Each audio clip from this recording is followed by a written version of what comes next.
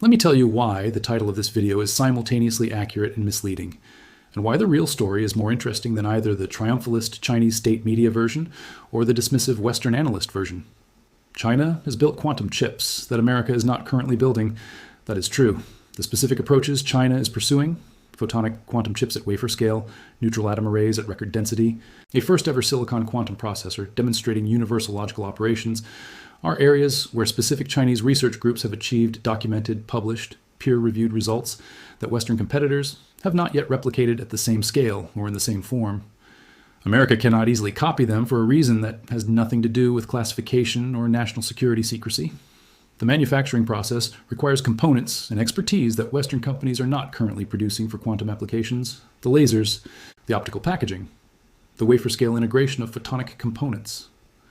China built a domestic supply chain for these specific components through regional innovation clusters, while Western companies were focusing on other quantum approaches. But here's the honest counterweight to that. China's superconducting quantum computers, the category where most serious fault-tolerant quantum computing research is concentrated globally, lag significantly behind Google, IBM, and Microsoft on the core metrics that determine whether a quantum computer can actually solve practical problems: error correction, coherence times, logical qubit quality. On these measures, the published data tells a clear and consistent story. China is behind. The gap is real, and the Chinese researchers who are the most careful about their results acknowledge it. The true picture of the US-China quantum competition in 2026 is not that China has won or that America has won. It is that China has achieved genuine documented leadership in specific quantum approaches where it built the supply chain first, while trailing significantly in the fundamental capability that the entire field is working toward: fault-tolerant quantum computing that can solve problems classical computers cannot. Understanding both sides of this requires getting specific. Let us do that. The announcement that produced the most international coverage came from ChipEx, a Wuxi-based institute affiliated with Shanghai Jiaotong University, and Turing Quantum, a Shanghai startup. Together, they unveiled a photonic quantum chip recognized at the 2025 World Internet Conference Wuzhen Summit and described as accelerating complex calculations by more than 1,000-fold. The chip uses photons, particles of light, instead of electrons to process information. China's device packs more than 1,000 optical components onto a 6-inch silicon wafer. ChipEx has completed a full production loop for photonic chips, including design, wafer fabrication, packaging, testing, and system integration. Jin Qianmin, the physics professor at Shanghai Jiaotong who founded Turing Quantum, described the achievement with specific language that matters: achieving co-packaging technology for photons and electronics, chip-level integration, and wafer-scale mass production of photonic quantum chips. I believe this is a world first. A wafer-scale mass production. This is the phrase that the headline "America can't copy" is based on. The specific achievement is not the chip's computation. It is the manufacturing process. We haven't seen quantum computers this small or as scalable from Western companies. Western quantum photonics research has largely focused on single-chip demonstrations rather than wafer-scale production processes. China built the production capability first. Now here is the honest caveat that Chinese state media did not prominently feature. When Chinese researchers at Peking University demonstrated a photonic chip on an integrated microcomb platform generating multipartite entanglement, Chinese state media celebrated it as a quantum computing chip breakthrough. As analyzed, the chip is actually a remarkable continuous variable quantum optics platform, but it is not a quantum computing chip in any operational sense. This kind of quantum washing, inflating claims beyond what the science supports, is a recurring problem in the Chinese quantum ecosystem that makes honest assessment harder. The 1000x performance claim requires the same honest scrutiny. There are still many unknowns about this new quantum chip. We don't know which kinks need to be worked out beyond the production issues to make these chips truly mainstream. The benchmark generating the 1000x number was a specific task optimized for photonic processing, not a general purpose measure of computational capability. A chip that is 1000x faster at one specific photonic task is not 1000x faster at everything. The performance number is real for the specific task tested. Its generalizability is the unanswered question. The second major Chinese quantum achievement that generates the "America can't copy" framing is a neutral atom quantum computing, a different technology approach that uses individual atoms suspended in precisely positioned optical tweezers as qubits. Pan Jianwei's USTC group demonstrated a 2024 atom defect-free rubidium array using AI-driven optical tweezers in August 2025, a 10x record at the time. Pan Jianwei is China's most celebrated quantum scientist, the person the CKGSB analysis was referring to when it noted, in China, quantum is a true #1 priority, so much so that many people outside of the industry even know the name of their top quantum scientist. His group's 2.24 atom demonstration is a genuine world record in neutral atom array scale, 10 times larger than the previous best at the time it was published. The relevance to the can't copy framing is again about supply chain and manufacturing ecosystem. Local firms in Wuhan's optics valley supplied the high-end lasers and optoelectronics used in the system, an achievement the Hubei Daily hailed as evidence of China's progress in reducing dependence on foreign components. China built the lasers. China built the optoelectronics. China assembled the system using domestically produced components in a domestic research facility. The equivalent achievement in the United States would have required importing components from international suppliers or developing them from scratch. China's 2-decade investment in photonics manufacturing, originally built for telecommunications and display technology, created a supply chain that turns out to be directly applicable to neutral atom quantum computing. Western neutral atom programs, most notably Quira's computing in the United States, a Harvard spin-out, are also making rapid progress. Quira's roadmap targets 10,000 plus qubit systems. Harvard's own laboratory demonstrated 96 logical qubits, a meaningful fault-tolerant milestone. The competition in this specific technology category is genuine and close, but the domestic supply chain advantage China has built is real and not trivially replicable in the short term. The least covered but potentially most significant Chinese quantum result of 2025 and early 2026 is one that received almost no Western press coverage because it is technically dense and its implications require context to appreciate. In perhaps the least noticed but most significant result, the Shenzhen International Quantum Academy demonstrated the first universal logical operations on a silicon quantum processor, published in Nature Nanotechnology on March 23, 2026. The team implemented a Phosphorus-2 quantum error detecting code encoding 4 physical phosphorus donor nuclear spins into 2 logical qubits with a full universal logical gate set. Let me explain why this matters. Quantum computers make errors. The path to useful quantum computing runs through quantum error correction, the ability to detect and fix errors by encoding logical information redundantly across multiple physical qubits. The 4.2 taos error detecting code is a specific error correction scheme.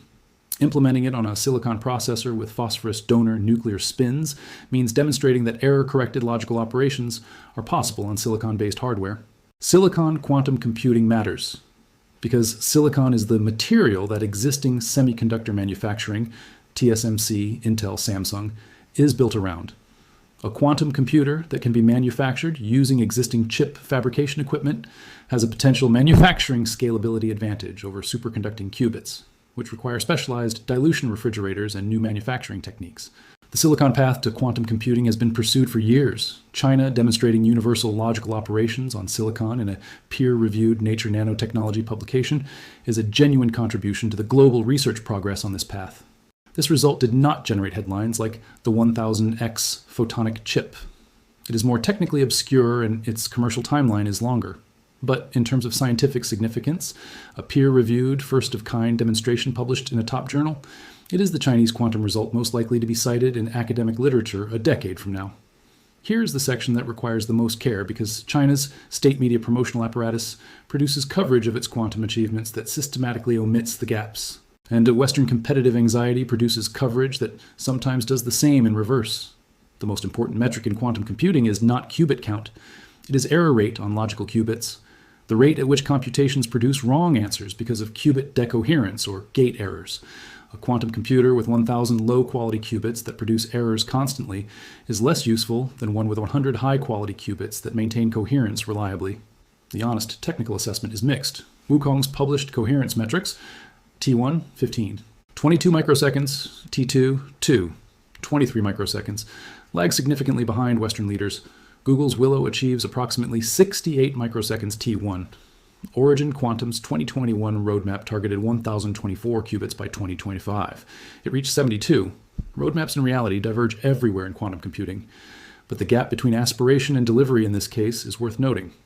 T1 coherence time, how long a qubit maintains its quantum state before decohering, of 15 microseconds versus Google's 68 microseconds, is not a marginal gap. It is a factor of 4, More coherence time means more time to perform quantum operations before the system degrades. Google's Willow chip demonstrated below-threshold error correction, where logical error rates drop exponentially as more qubits are added, proving that fault-tolerant quantum computing with superconducting qubits is realistically achievable. China's superconducting systems have not yet demonstrated equivalent below-threshold performance. The Zhuangzi progression from 62 qubits in 2021 to 107 qubits in 2025 represents genuine hardware progress. China's new quantum computer hits stability milestone, beating Google on efficiency. Specifically, a Chinese team became the first outside the US to cross a key threshold for whether practical quantum computers can work reliably at scale. But first outside the US to cross means Google, IBM, and others crossed it earlier. The U.S.-China Economic and Security Review Commission's November 2025 report on quantum competition was explicit about the balance. While the United States retains world-leading research capabilities, China has mobilized state-scale investment and industrial coordination to dominate quantum systems and standards. This is the honest dual assessment. U.S. research leadership in the core, fault-tolerant computing capability, Chinese coordination advantage in systems, standards, and supply chain. Coming back to the title, why specifically can America not easily copy what China built? The answer is not classification or national security barriers. It is industrial policy executed over 20 years. China's commercial photonic ecosystem is emerging. QBoson raised approximately $145 million CNY 1 billion in April 2026 and is building China's first photonic quantum computing chip factory. Turing Q has raised over $128 million. These investments are building manufacturing capacity for photonic quantum chips at industrial scale. The lasers required for neutral atom quantum computing, the specific high-precision lasers that allow individual atoms to be optically trapped and manipulated, are produced by companies in Wuhan's Optics Valley that developed laser manufacturing capability for telecommunications and industrial applications, and are now applying that capability to quantum systems. Western researchers, who want equivalent components, have been reliant on a smaller number of specialized suppliers with less manufacturing scale. China is now positioning itself not only as a technology developer, but also as a quantum computing service provider. China Telecom's Tianyan quantum cloud platform has already been accessed by more than 12 million visits by users from over 50 countries. A quantum computing cloud platform with 12 million visits from 50 countries is not a domestic-only technology. It is an attempt to establish China as a global quantum computing infrastructure provider, the same way Amazon, Microsoft, and Google have become global cloud computing infrastructure providers. Origin Quantum's operating system represents the same standards setting play in software. Origin Pilot OS version 4. 0, released for free public download in February 2026, is the world's first freely downloadable quantum computer operating system. It handles hardware management, calibration, scheduling, and multi-user task orchestration across superconducting, trapped ion, and neutral atom platforms. This is a standard-setting play. Any university building a quantum computer can download Origin Pilot for free from China, rather than building an OS from scratch or licensing Western alternatives. Free OS distribution to become the default standard. This is exactly the strategy that created Linux's dominance in server infrastructure and Android's dominance in mobile. If quantum computers globally adopt Origin Pilot as their operating system, China gains insight into how those systems are used and influence over how the quantum computing ecosystem develops, regardless of who builds the underlying hardware. The strategic context that makes all of the above more significant is China's institutional commitment to quantum technology as a national priority across a multi-decade time horizon.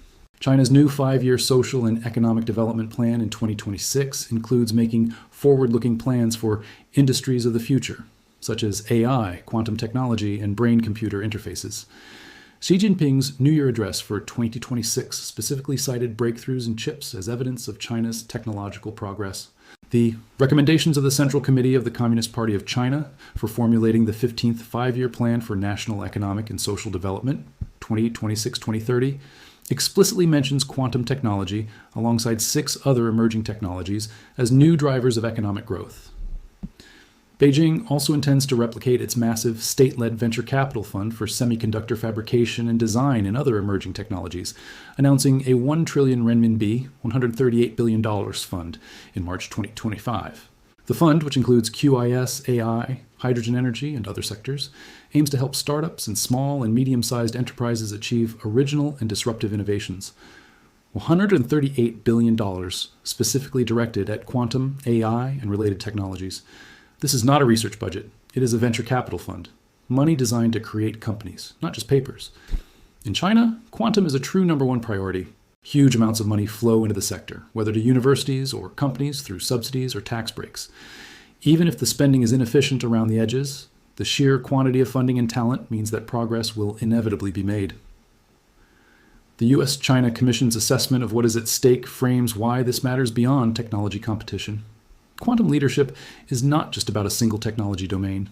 It is about enabling and amplifying breakthroughs across the entire innovation ecosystem. Nations that successfully integrate quantum with AI-driven research platforms will compound their advantages exponentially. Quantum supremacy will be a critical national asset. The country that achieves supremacy in quantum computing will play an oversized role in how the digital economy is encrypted, unlock transformative advances in materials, science, energy production, and medical research, and secure disproportionate and likely enduring advantages in intelligence collection and precision targeting. China built quantum chips. America is not currently building through supply chains America does not currently have. At manufacturing scales America has not yet achieved in the specific photonic and neutral atom categories. That is accurate and significant.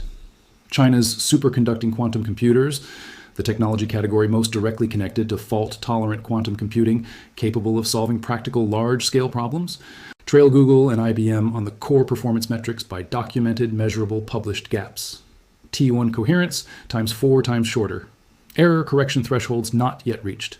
Qubit quality lagging. That is also accurate and significant. The competition between the two countries is not one leading and one trailing on a single scoreboard. It is two different countries pursuing quantum computing leadership through partially different strategies, with different strengths and different gaps, in a field where nobody has yet built a quantum computer capable of solving a real-world practical problem that classical computers cannot. Going from where we are now to a working quantum computer is going to be very hard, says Bruce Schneier at Harvard.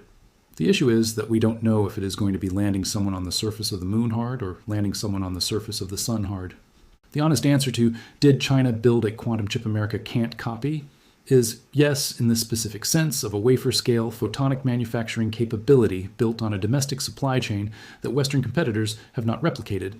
And no, in the sense that this particular chip is not the technology that will determine who wins the quantum computing race, because that race is still being run on the superconducting fault tolerance track where the US currently leads. Both things are true.